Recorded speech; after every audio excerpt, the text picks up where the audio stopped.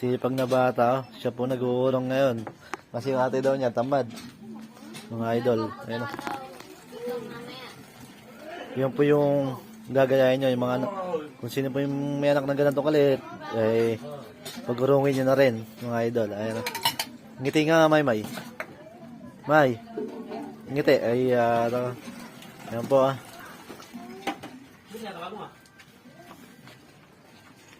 Nag-uurong po.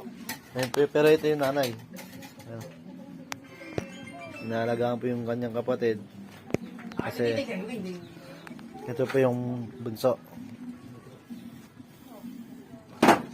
Nag-uurong po siya, mga idol. Yan po yung urongin niya. Pang ano ba yan? Pandede.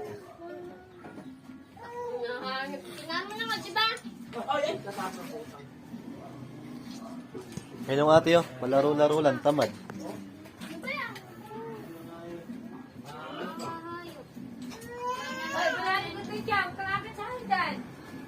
Yan po, mga idol, oh.